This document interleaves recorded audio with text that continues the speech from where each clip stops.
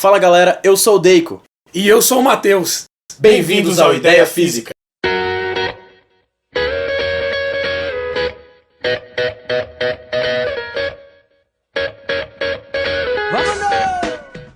Bom dia pessoal do Ideia Física.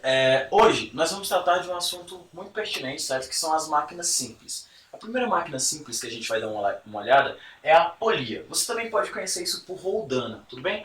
Polia, ela é muito utilizada na construção civil e em algumas oficinas mecânicas para levantar motores pesados, em ambientes que precisam levantar coisas muito pesadas. A primeira que a gente vai dar uma olhada é essa daqui, ó, é a polia fixa, certo? Tá aqui uma polia fixa, certo? Uma roldanazinha que está presa a uma parede, pode ser uma madeira, uma parede, qualquer coisa que mantenha ela ali. Qual a função disso aqui? Muitas vezes você precisa levantar massas, como no caso aqui, ó, eu tenho um objeto de 5 kg, certo? Que eu quero fazer com que ele suba daqui até aqui, vamos dizer. Então o que vai acontecer aqui? No geral, se eu tivesse só uma corda, eu precisaria puxar esse objeto, certo, de baixo para cima. Ia ser um esforço muito grande. Porém, a gente sabe que é mais prático puxar algo de cima para baixo. Para fazer esse movimento mais cômodo, mais confortável, vamos dizer assim, utiliza-se a polia fixa. Porque olha aqui, ó, esse objeto está sendo puxado aqui para baixo por uma força peso.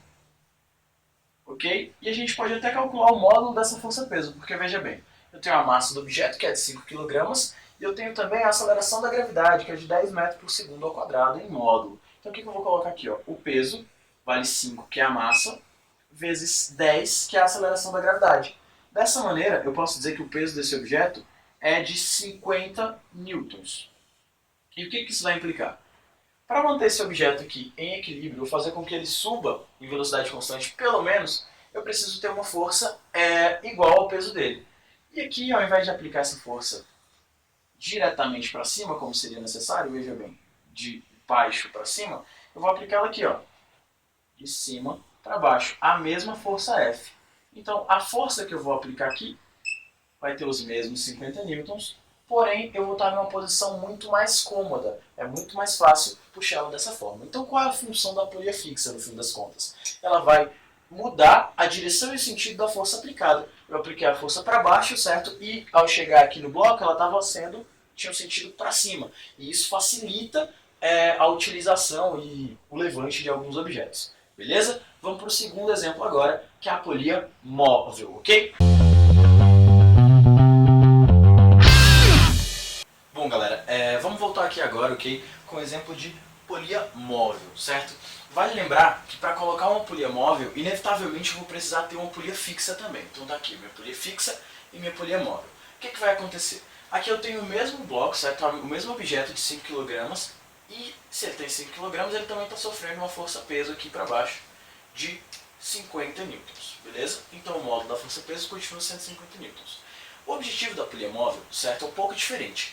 Ela vai diminuir a força necessária para erguer esse bloco. Eu vou continuar realizando uma força para baixo por conta da polia fixa, que inverteu o sentido da direção, certo? Então eu vou continuar tendo aquela comodidade de puxar isso aqui para baixo, porém eu vou ter ainda uma vantagem melhor agora. Eu vou conseguir puxar esse mesmo bloco realizando menos força. Por quê?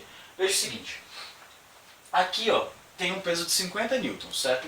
Só que eu tenho duas alças. Pensa nisso aqui como uma espécie de sacola, certo? Então alguém está segurando de um lado e outra pessoa está segurando do outro. Nesse caso aqui, ó, a própria parede aqui em cima está segurando, está realizando uma força nessa corda. Então você tem uma força aqui, que eu vou chamar de F1, beleza? E uma F2 aqui.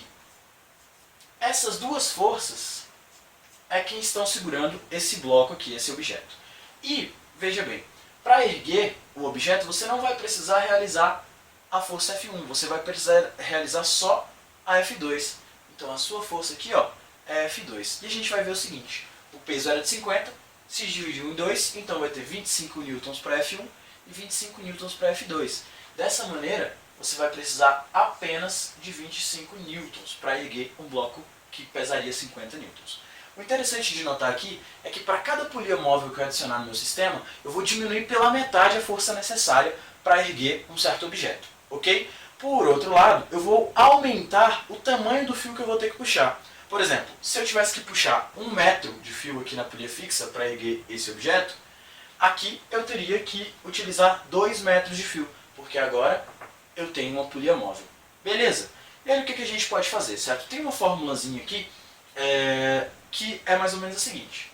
A força aplicada, ok? No caso essa força aqui, vai ser igual ao peso do objeto, beleza? Tá aqui, dividido por 2 elevado a n, certo? Esse n aqui, pessoal, é o número de polias móveis. No caso aqui, a gente tem apenas uma polia móvel. Então como ficaria? Vamos lá, ó. Substituindo aqui, ó.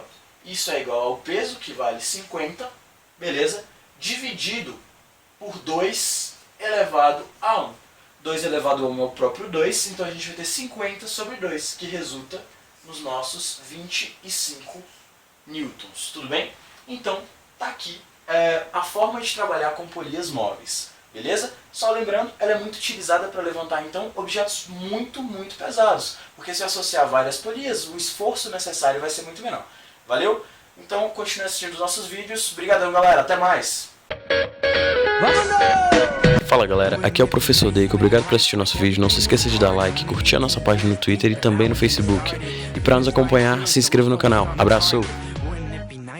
Saturate the market, and wouldn't it be great if we could just simply wait?